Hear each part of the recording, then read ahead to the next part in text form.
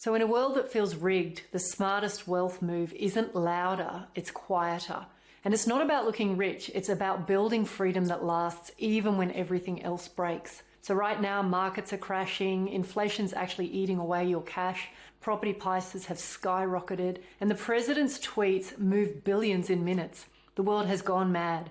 And maybe you're wondering how to become financially independent when it feels like you're already behind.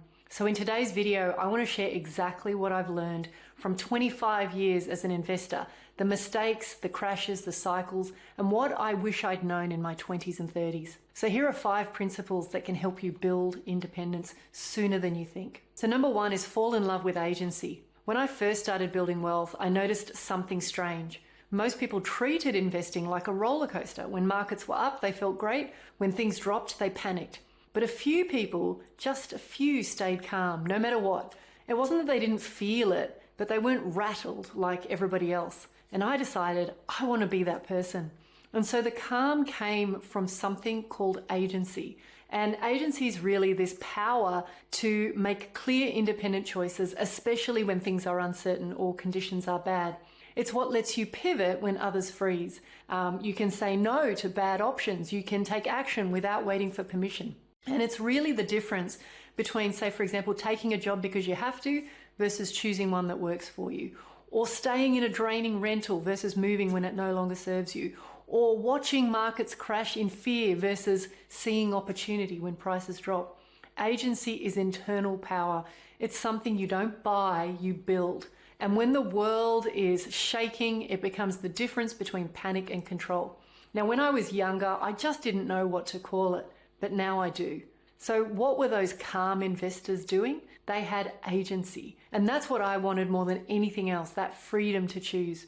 But here's the thing that most people don't understand. You have to treat agency like an urgent priority, which brings me to principle number 2. So agency comes at a cost. One of the biggest traps in modern life is chasing status. Because status is all about looking successful, appearing happy, playing the role. It's contagious, and we all want to fit in.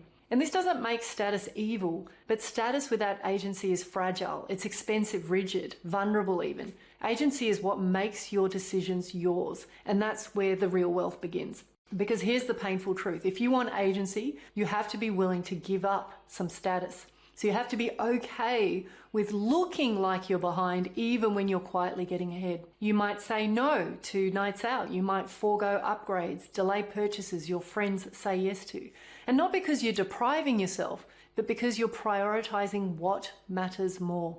So studies show that a huge percentage of people feel pressure to overspend, to keep up appearances. But if you want economic freedom, you have to say, my future matters more than this performance. Now let's be real. Choosing agency over status is not easy. We live in a world where how you look often matters more than how free you are. Social media rewards the illusion of success. Your friends may never applaud your quiet, smart decisions. But here's the truth. You don't get freedom without trade-offs. And if you care more about looking wealthy than being free, you will stay stuck. Once the commitment is made, agency becomes a framework for action. Keep your lifestyle flexible so you can pivot. Build liquidity so you can move quickly. Invest in skills so you don't need permission or approval. Agency often isn't built by earning more, it's built by spending better. And that means letting go of anything you're only doing to look successful. Try this instead. For example, say no to one thing this month that doesn't matter to you. Delay purchases until you actually have the cash, so ditch the credit cycle. And number 3, maybe cut spending by 10% and invest or save the difference. You don't need to cut everything, just stop paying for things that steal your future. So agency means caring more about freedom than appearances. So number 3 is commit to financial literacy. So the world rewards people who understand how money works. People who know what they're doing can go bankrupt and come back because they have the knowledge and the confidence to rebuild. So there are a number of countries that invest in financial education and they have stronger long-term economic outcomes for their youth. So commit to this. Learn how money works. Learn how to grow your income. You don't have to become an expert, but you do have to care enough to pay attention. And remember, status fades, but skills compound. And if you want long-term freedom, you've got to learn to invest in capabilities, not cosmetics. So for example, start tracking every dollar for 30 days just to notice where your money goes. And maybe read 10 pages of a money book every week, or read one article per week.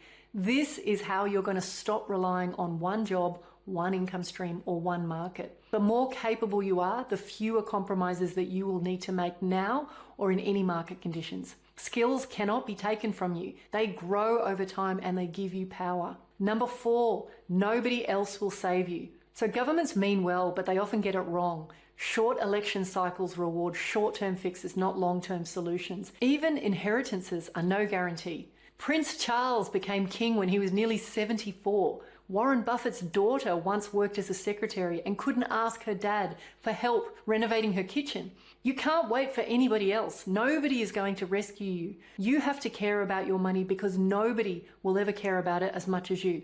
I've met too many people in their 50s, 60s and 70s who regret not learning about money sooner. When they had the time, when they had the energy, when it was still early, they still had runway. And number 5, you do not have to believe the lie that you have to stay poor. So there is a growing crowd of voices online talking about inequality. They're right about the problem. Things are getting worse. But where they go wrong is claiming you can't do anything about it. That is absolute nonsense. Here is the truth. You can absolutely change your economic reality. It all comes down to 2 things. Number 1, your willingness to learn, and number 2, your willingness to act.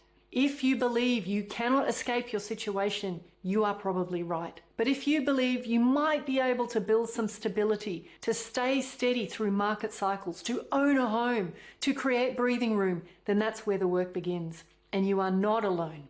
I am on a mission to change the conversation about money and wealth, because here is the reality.